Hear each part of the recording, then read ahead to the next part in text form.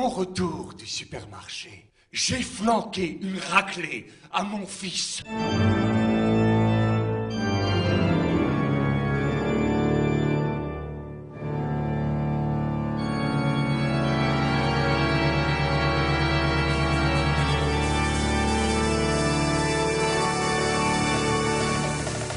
Me voilà donc au supermarché en train de tirer le premier chariot et de mettre de tout dans tous les chariots.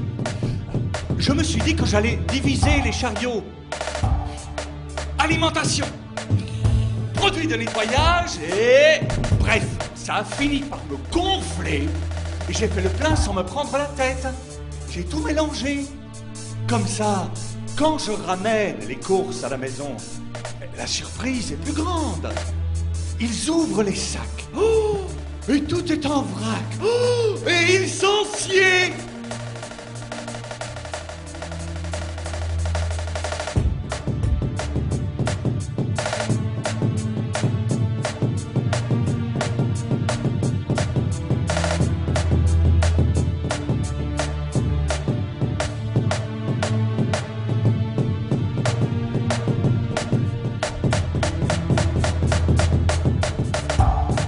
Je mets un nouvel article. Je me dis, oh, c'est la classe, mon gars. Tu te débrouilles comme un chef.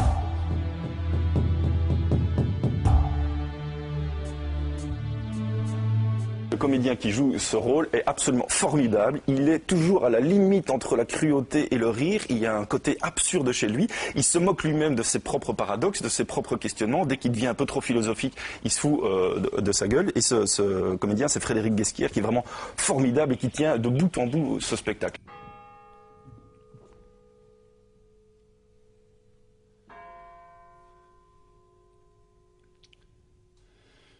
J'attache mon gamin sur la chaise, dans le garage, et,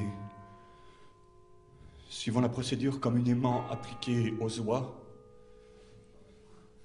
je fourre dans la bouche ouverte de mon gamin tout ce que j'ai ramené du supermarché pour qu'il grandisse.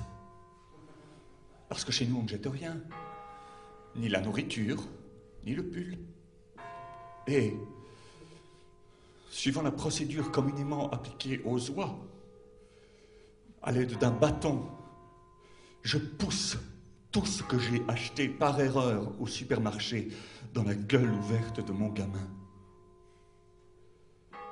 Le pain complet, le lait entier, les macaronis, une boîte de Kellogg's au chocolat, une demi-douzaine d'œufs, un pot de sauce tartare.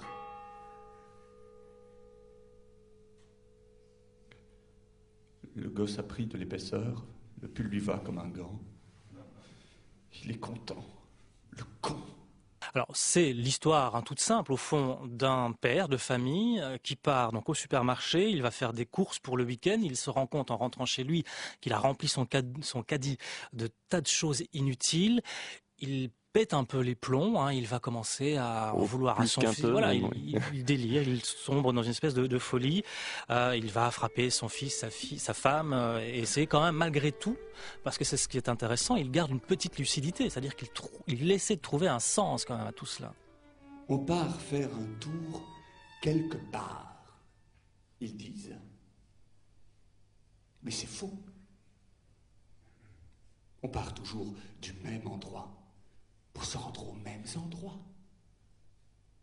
Ils disent qu'ils partent faire un tour quelque part, alors qu'en fait, ils vont au cinéma. Ils croient qu'ils sont partis faire un tour quelque part, alors qu'en fait, ils sont au restaurant en train d'attendre le deuxième plat. Et c'est ce qu'ils appellent aller quelque part. Ils partent en vacances armés de cartes et de guides, mais ils assurent qu'ils sont allés traîner quelque part. Ils sont rares, les endroits qui méritent ce nom, qui méritent qu'on appelle ça quelque part. J'ai acheté plusieurs kilos de bananes, alors qu'on déteste les bananes. J'ai acheté des goyaves. Cap sur le McDonald's.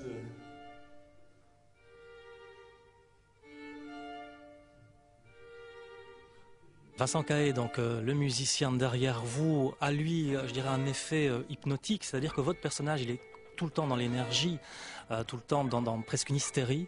Lui a une tendance beaucoup plus fascinante et donc vampirique aussi. Ça rappelle aussi les décors musicaux des supermarchés, par exemple. Oui, c'est ça, oui. Et pour moi, c'était important que ce soit Vincent qui fasse ce travail parce que Vincent est à la fois comédien et à la fois musicien. Donc il travaille avec une batterie électronique, c'est-à-dire une batterie qui peut restituer tous les sons qu'on veut, en fait, tous les samples qu'on veut.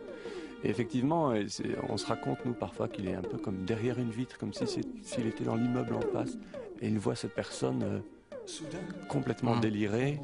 Et c'est comment, oui, il y a quelque chose d'hypnotique, effectivement, dans son travail, quoi. J'aime l'homme. Quand l'homme est un animal. J'aime l'animal qu'est l'homme quand il baise et qu'il transpire. J'aime l'animal qu'est l'homme même quand il trompe. J'aime l'animal qu'est l'homme même quand il tue en état de légitime défense. Mais quand l'homme s'intéresse aux affaires, l'homme cesse d'être un animal. Alors je ne l'aime plus. Un texte coup de poing, mais aussi drôle, parce que je pense que ce serait indigeste s'il n'y avait pas cette drôlerie. Et l'énergie que vous y mettez, Frédéric Guesquière, merci beaucoup. Agamemnon, à mon retour de supermarché, j'ai flanqué une raclée à mon fils. C'est ce texte de Rodrigo Garcia jusqu'au 23 décembre, pratiquement jusqu'aux fêtes. Et après, vous allez faire la fête ou c'est toujours une fête sur une scène? Ah non, c'est toujours la fête sur la scène. Merci Frédéric Merci Guesquière. à vous.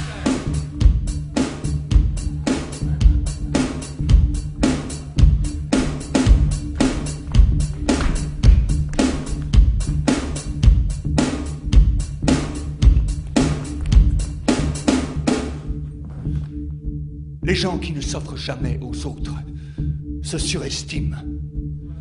Les gens qui s'offrent aux premiers venus n'ont que mépris envers eux-mêmes.